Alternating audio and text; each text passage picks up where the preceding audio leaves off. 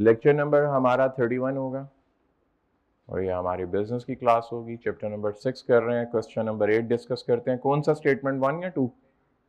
Statement 1, using children under the legal age to work in factories is an example of child labour. True है ये? तो ये child labour होती है ना। आपको इसमें प्रॉब्लम क्या है वो बताए। क्या? लीगल एज 18 साल। लीगल एज का मतलब होता है जब हमारा आईडी कार्ड बन जाता है, उसको एडल्ट कहते हैं, उससे पहले वाले को माइनर कहते हैं। तो यहाँ पे एग्जाम में अगर लीगल एज की जगह माइनर भी आ गया तो याद रखिएगा MINOR। MINOR, माइनर का मतलब ये 18 साल से कम है। जुवेनाइल आ गया तो वो भी यही है, जुवेनाइल, माइनर, ये सब यही चीजें हैं।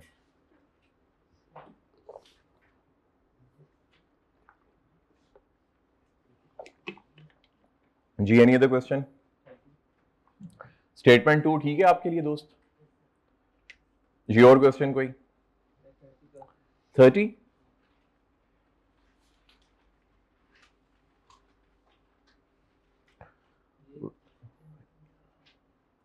Which of the following represents environmental responsibility? तो रिड्यूसिंग पोल्यूशन हो सकता है और सेविंग एनर्जी हो सकता है। ज्यादा बेहतर रिड्यूसिंग पोल्यूशन आएगा, बीटा। चार्ली, ट्रांसपेरेंट प्राइसिंग का मतलब होता है कि आपने जो प्राइस बताई वही चार्ज की जाए, उसमें कोई हिडन चार्जेस ना हो। तो ये इन्वायरमेंट के लिए नहीं है, ये कस्टमर के लिए। ठीक है, तो यहां पे बेस्ट फिट बीटा रहेगा। पीछे आंसर क्या है, बीटा या डेल्टा है? ABD 3 करने हैं सिलेक्ट, मल्टीपल हैं तो फिर हाँ ए भी आ सकता है, क्योंकि रिसाइकलिंग करते हैं। जो भी मटेरियल है प्लास्टिक का वो आपने वेस्ट नहीं करना, उसको किसी तरीके से रिसाइकल करो। और डेल्टा जो है, डेल्टा इस वजह से कि एनर्जी सेव होती है, सोलर सिस्टम लगवा लो ऊपर, ब्ला ब्ला। अगर सिंगल होता तो रिड्यूसिंग पोल्यूशन करते, फिर ABD ना करते अगर सिंगल होता तो। ठीक है जी। डी सेविंग एनर्जी का मतलब है जब हम जनरेटर चलाते हैं, अभी हम जनरेटर पे बिजली ले रहे हैं पाकिस्तान में या पावर स्टेशन के ऊपर, और वो चल रहे हैं कोल से। अब कोल से पोल्यूशन हो रही है और इन्वायरमेंटल पोल्यूशन है ये। ठीक है, तो उसको सेव करने के लिए आप छत पे सोलर लगवाओ, लेकिन गवर्नमेंट कहती है सोलर नहीं लगवाओ, हमें पैसे दो। तो ये दो अलग अलग किस्म के डिलेमास हैं। ठीक है, एनी अदर क्वेश्चन? बस फिर आ जाते हैं, क्योंकि अभी मैं 1 घंटा भी ऐसे लगा रहूंगा ना, आपने सोच सोच के कोई ना कोई क्वेश्चन निकालते रहने। आप जब घर पे इसको प्रैक्टिस करें तो उन क्वेश्चंस को अंडरलाइन कर लिया करें जो आपको हर्ट कर रहे हो, और वो डायरेक्ट मुझसे पूछते रहे करें, speed 1 by 1 in a single go. ठीक है ना, इतना देर देर से पूछेंगे तो काम खराब होगा।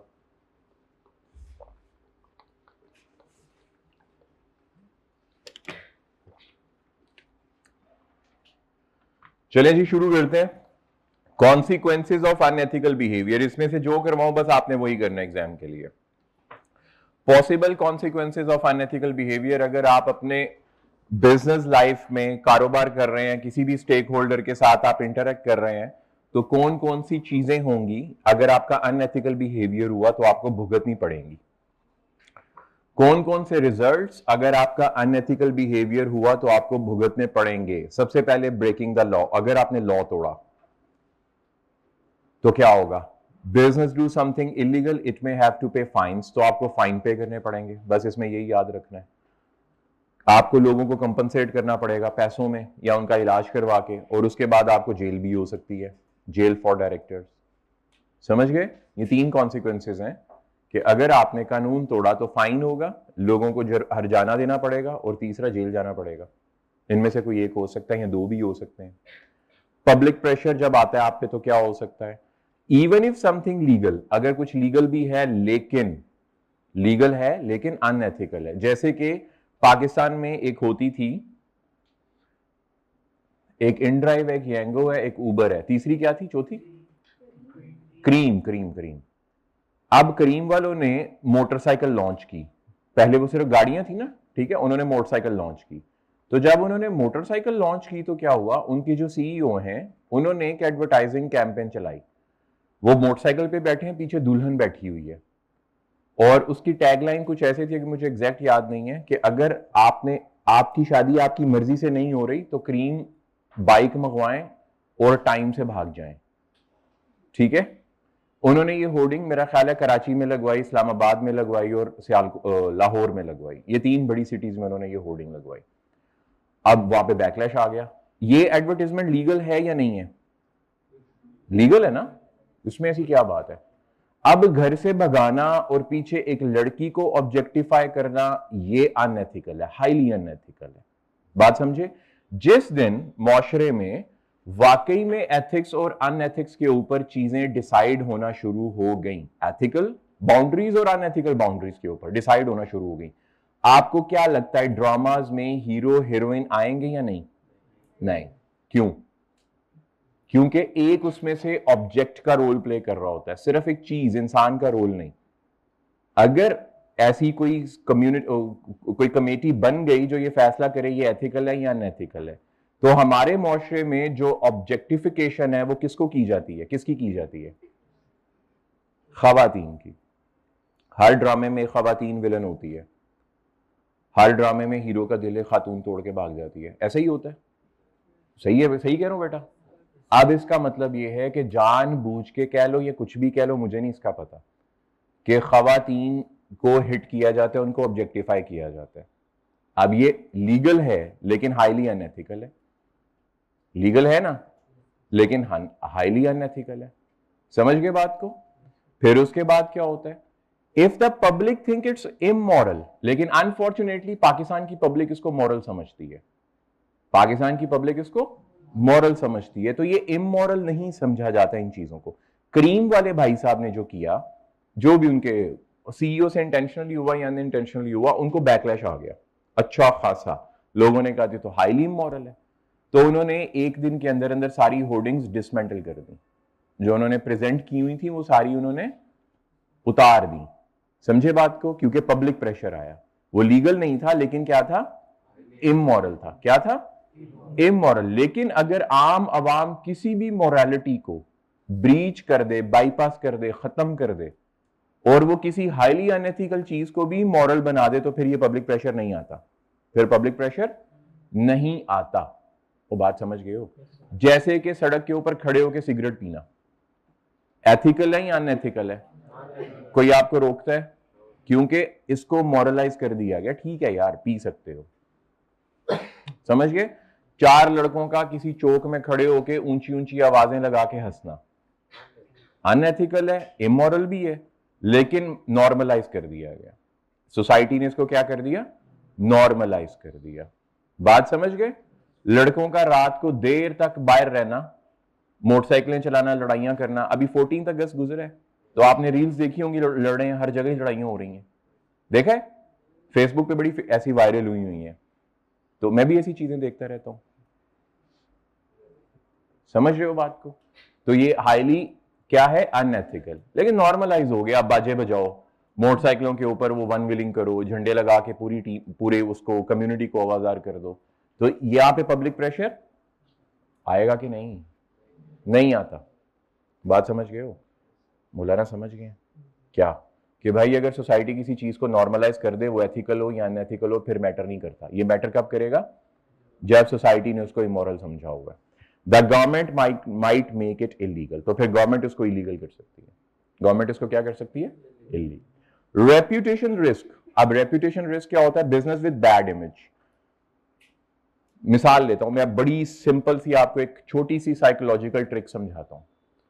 आपने कोई चीज प्रोडक्ट परचेज करनी है, ठीक है? आप किसी के घर जा रहे हो और आपने पूछा यार मैं फलाने बंदे से मिलने जा रहा हूं। आप एक पीर साहब के पास जा रहे हो, चलो ऐसे कर लेते हैं, या आप एक पॉलिटिशियन के पास जा रहे हो, एक सेलिब्रिटी से मिलने जा रहे हो। आप किसी से पूछते हो यार मैं ना फलाने पीर साहब को मिलने जा रहा हूं, वो कहता है भाईजान बहुत अच्छे इंसान, क्या बात है, जबरदस्त। आप जाओगे, आपको लगेगा आप ना किसी ऐसे इंसान से मिलने आ गए हो जो फरिश्ता सिफ्त है, ठीक है? अब वो पीर साहब में 50 चीजें भी मसला होंगी ना, तो आपका ब्रेन उसको फिल्टर करेगा, क्योंकि आपके ब्रेन में एक इमेज बन गया, और वो गुड इमेज है। वो कौन सा इमेज है? Good image. तो आप पीर साहब के पास जाओगे, पीर साहब अपने मुंह से कोई भी अल्फाज निकालेंगे, आप कहोगे वाह वाह क्या बात है, इंसान ऐसा सोच ही नहीं सकते, कि तो फरिश्ते सोच सकते हैं। समझे बात को? तो इसका मतलब क्या हुआ? इसको वॉइस वर्सा कर लो। अब आप किसी से मिलने जा रहे हो और आपने उसके बारे में गलत चीजें सुन ली हैं, और वो गलत चीजें नहीं होती, वो ड्रामेटिकली किसी ने बस कर दिया आपके ब्रेन में वो कि भाई ये तो बंदा ही सही नहीं है, इससे मिलोगे ऐसे हो जाएगा वैसे हो जाएगा, दिमाग खराब है इसका, पागल है ये, चावा है और पता नहीं क्या क्या, भाई 2 नंबर है ना, ऐसी कोई बात हो गई। खान साहब समझ आ रही है? अब आप उसके पास जाओगे, वो सही बात भी करेगा तो आपका ब्रेन उसकी सही बात को फिल्टर करके गलत बात को कहीं ना कहीं ढूंढने की कोशिश करेगा। तो सेम गोज विद बिजनेस, कि अगर बिजनेस में कस्टमर बैड माउथिंग कर दें, क्या कर दें, तो दूसरे कस्टमर जो पोटेंशियली उनके पास जा सकते थे, प्रोडक्ट खरीद सकते थे, वो खरीदेंगे नहीं। बात समझे? इसी तरह एम्प्लॉइज, अगर एक एम्प्लॉय की मार्केट में बैड न्यूज स्प्रेड आउट हो गई कि ये बंदा सही नहीं है, तो फिर क्या होगा? दूसरी कंपनीज उसको हायर करेंगी नहीं। हो सकता है वो बंदा सही हो, उस पर गलत इल्जाम लगे हो, जेलसी में उसको किसी ने कह दिया हो। बात समझ गए हैं? Any question? बेटा गर्ल्स को समझ आ गई है? अब आ गया रेप्यूटेशन रिस्क। इसी को आगे फर्दर इलेबोरेट किया गया कि रेप्यूटेशन किन किन वजूहात की वजह से डैमेज होती है, जो ये वाला थर्ड पॉइंट था, किन किन वजूहात की वजह से। Number 1, using supplier with child labour.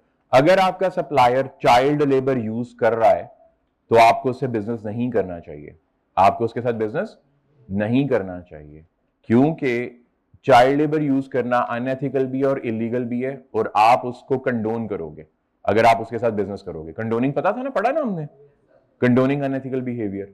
Khan साहब क्या होता है? मुराद खान, हाँ, किसी दूसरे का अनएथिकल बिहेवियर या इलीगल बिहेवियर एक्सेप्ट कर लेना और उसको मना नहीं करना, ना ही उसकी शिकायत करना, तो ये उसमें आएगा। Number 2, polluting the environment. अगर कोई कंपनी इन्वायरमेंट को पोल्यूट करती है तो कोशिश करो आप वो कंपनी ना हो या उसके साथ बिजनेस नहीं करो। समझ के बात? इससे भी रेपुटेशन रिस्क आएगा। सेलिंग अनसेफ फूड और मेडिसिन। अगर आप अनसेफ फूड सेल करते हो या मेडिसिन सेल करते हो तो वो भी क्या है? हाईली अनएथिकल, आपकी रेपुटेशन डैमेज करेगा। बात समझ गए? Other unethical behaviour, consequences of other unethical behaviour. इसके अलावा क्या हो सकता है? अगर आप अनएथिकली चीजों को करते जाते हो, अगर आपका बिहेवियर अनएथिकल है एज अ इंडिविजुअल, तो क्या होगा? आपकी प्रोडक्टिविटी डिक्रीज कर जाएगी। When unethical practices appear, employees may feel unmotivated and work slows down. मतलब अगर मेरा बॉस अनएथिकल है तो मैं उसके साथ प्रोडक्टिवली मोटिवेटेड होकर काम करूंगा? नहीं। अगर आप अनएथिकल हो तो आपके कोलीग्स आपके साथ खुश खुश काम करेंगे? कभी भी नहीं। तो इसका मतलब कैरेक्टर में अच्छा होना और एथिकल होना बहुत जरूरी होता है।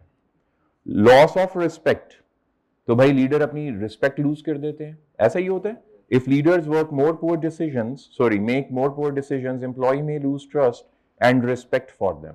आपने मुझे, मिसाल लेते हैं, अभी आप में से एक दो बंदा मेरी रिस्पेक्ट करता है, मिसाल ले लेते हैं, सिर्फ मिसाल के तौर पे, मौलाना मेरा दोस्त है तो मौलाना मेरी रिस्पेक्ट करता है।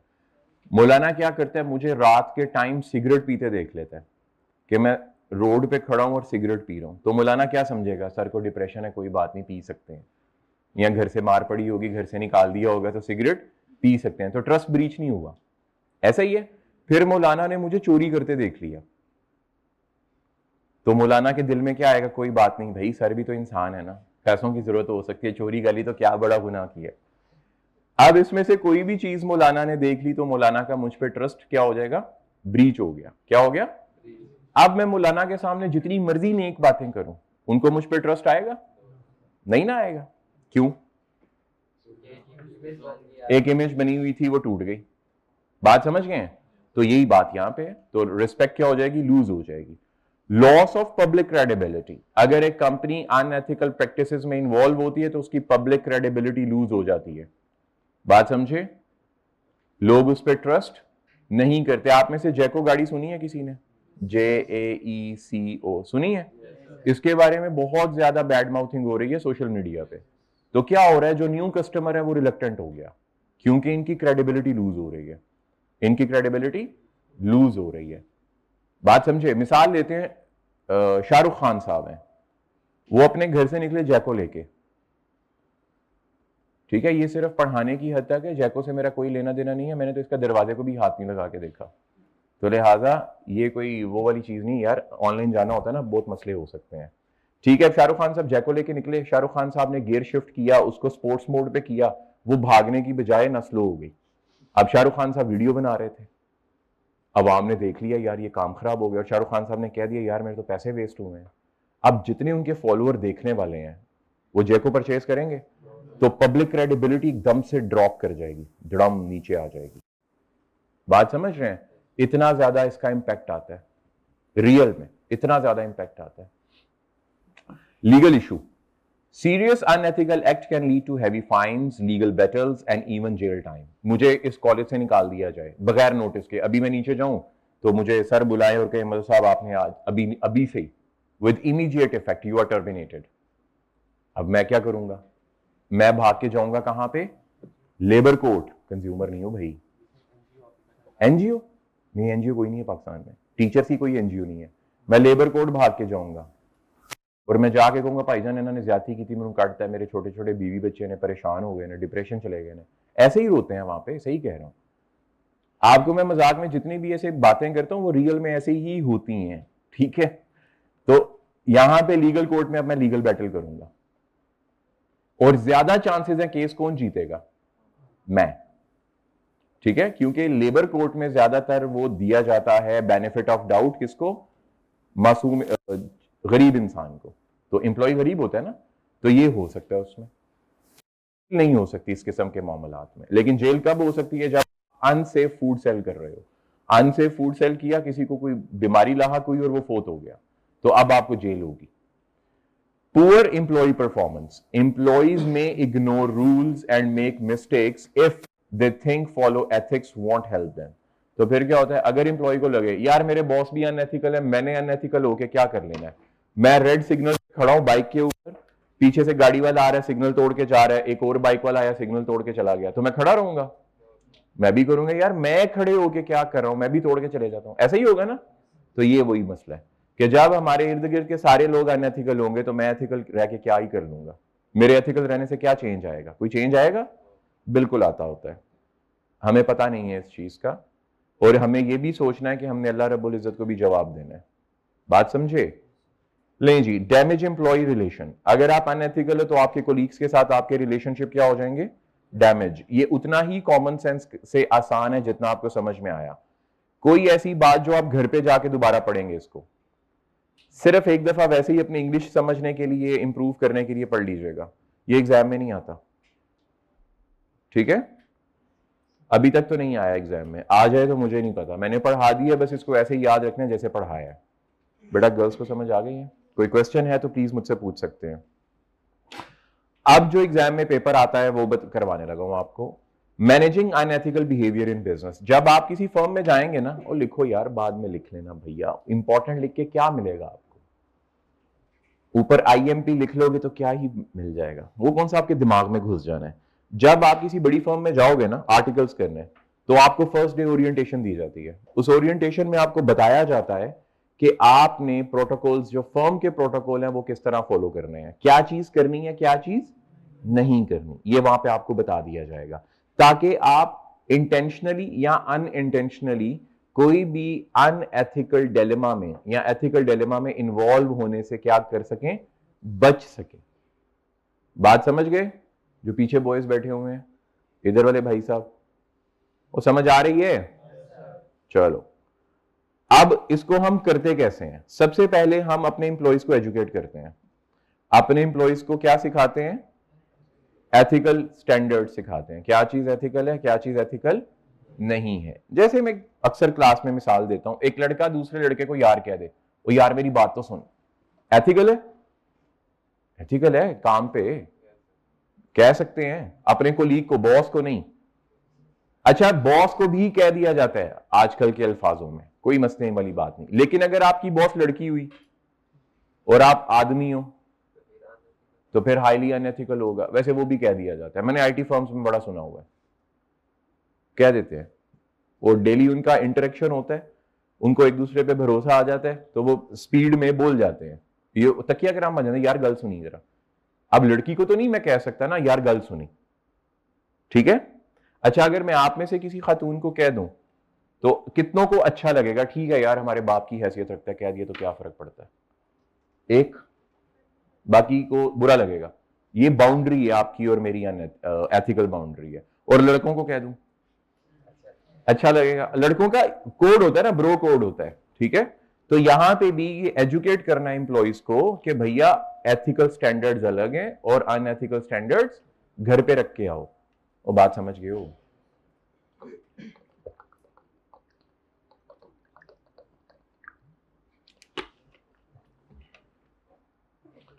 Any question?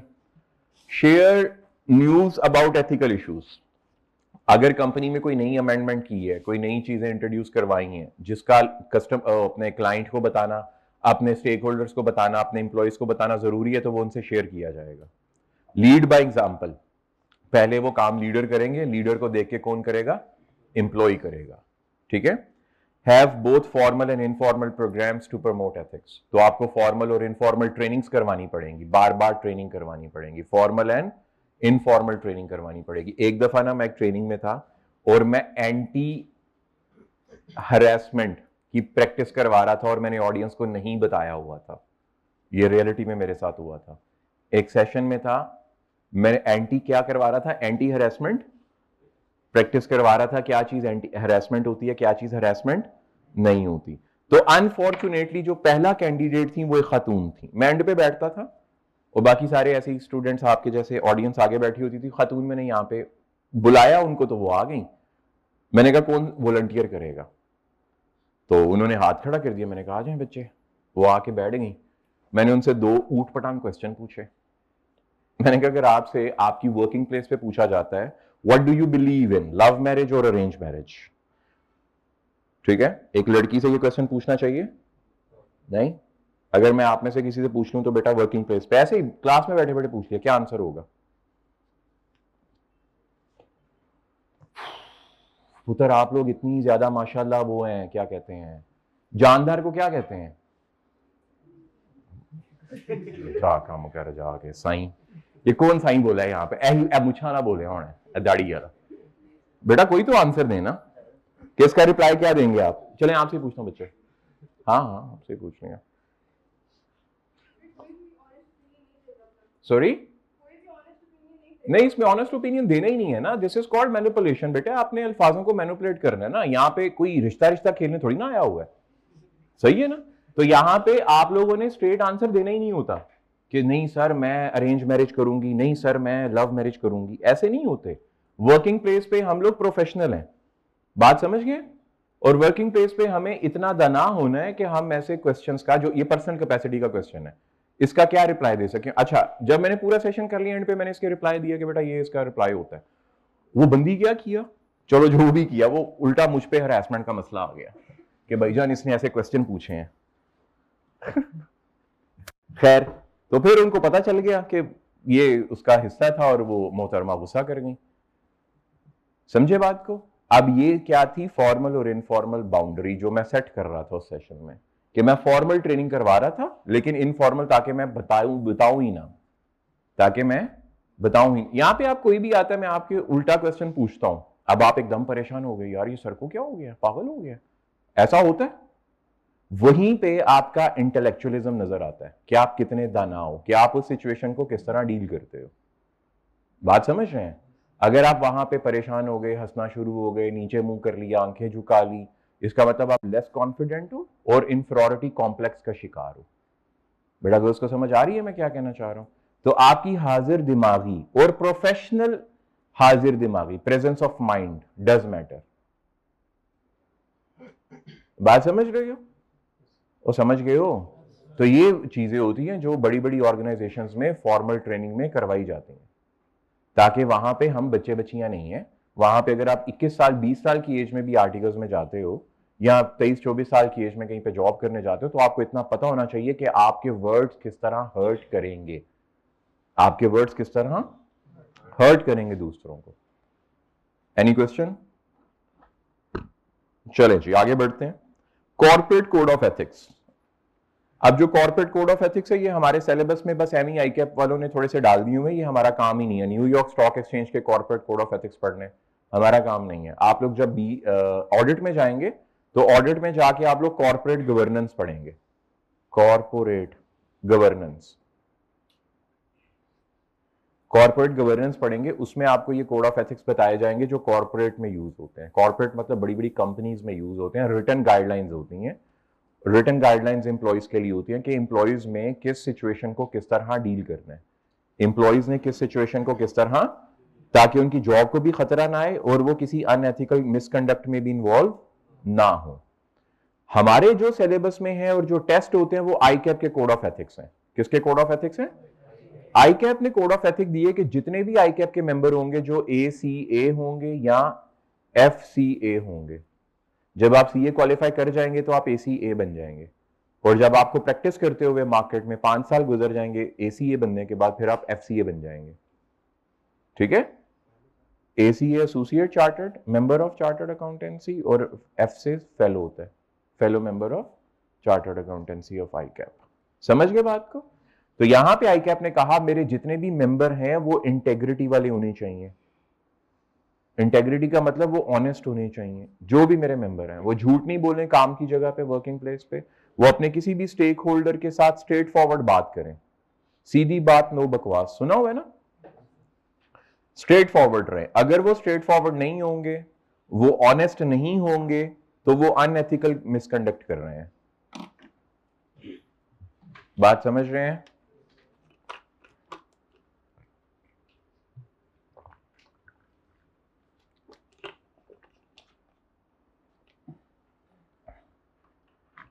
Any question? Daniel told a job candidate the truth that the factory start might operations after more than 2 months instead of misleading him to refuse another job. मतलब क्या हुआ कि भाई दानियाल है वो सीधी बात करे कैंडिडेट को कि भाई जो फैक्ट्री है ना हमारी वो 2 महीने बाद स्टार्ट होनी है और तुम्हें एक्चुअली में जॉब के पैसे कब मिलेंगे? 2 महीने बाद, ताकि वो कोई बेचारा और जॉब ढूंढ ले। या दानियाल आराम से बैठा रही, अब दानियाल पे डिपेंड करेगा। सीधी बात करनी है, झूठ नहीं बोलना। ऑब्जेक्टिविटी, ऑब्जेक्टिविटी का मतलब है कि आपने किसी प्रेशर में नहीं आना, आपने बायस नहीं होना, आपने किसी को फेवर नहीं देनी, आपने कॉन्फ्लिक्ट ऑफ इंटरेस्ट में नहीं जाना, आपने किसी प्रेशर में नहीं जाना। जैसे सिफारिश होती है ना, आपने किसी की सिफारिश एक्सेप्ट नहीं करनी, आपने मेरिट पे फैसले करने हैं। This is called objectivity.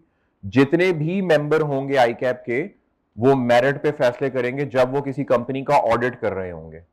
जब वो किसी कंपनी का ऑडिट कर रहे होंगे तो वो किस पे फैसले करेंगे? मेरिट पे फैसले करेंगे। समझ रहे हो बात को? Any question? अगर कोई सिफारिश करता है, मिसाल लेते हैं आप एक कंपनी में गए ऑडिट करने, डायरेक्टर, जो डायरेक्टर भाई साहब हैं वो आपके पुराने क्लास फेलो निकल आए। जो डायरेक्टर भाई साहब हैं उस कंपनी के वो आपके पुराने क्लास फेलो निकल आए, तो क्या आप फेयर ऑडिट कर पाएंगे? अगर डायरेक्टर साहब ने कोई फाइनेंशियल एम्बेजलमेंट की हुई तो प्रेशर में आएंगे उनके कि यार दोस्त है मेरा, क्लास फेलो था, अब इसको फेवर देनी चाहिए। तो आईकैप के कोड ऑफ एथिक्स कहते हैं आपने फेवर नहीं देनी, आपने फेवर नहीं देनी, आपने मेरिट पे वहां पे रिपोर्ट बनानी है। फिर उसके बाद है professional competence and due care. Professional competence and due care. Professional competence का है कि अगर आपने ऑडिटर बनना है तो आप आईकैप के मेंबर होने चाहिए, आपने आईकैप से पास किया होना चाहिए। नंबर 2, आप जिस इंडस्ट्री को ऑडिट करने जा रहे हैं उस इंडस्ट्री में आपको अपडेटेड नॉलेज होना चाहिए। नंबर 3, जितनी भी अमेंडमेंट्स आती हैं, अमेंडमेंट्स का मतलब जितने नए टैक्स लॉज आ जाते हैं, कोई नई क्लॉज आ गई, कोई अकाउंटिंग में चेंज आ गया, तो आपने वो भी नॉलेज अपने पास रखना है। This is called professional competence and due care. Keep your skills up to date and work carefully according to current standards. आपने अपने जो educational as well as technical standards हैं वो अप टू डेट रखने हैं, उनको अलाइंड रखना है विद करंट स्टैंडर्ड्स।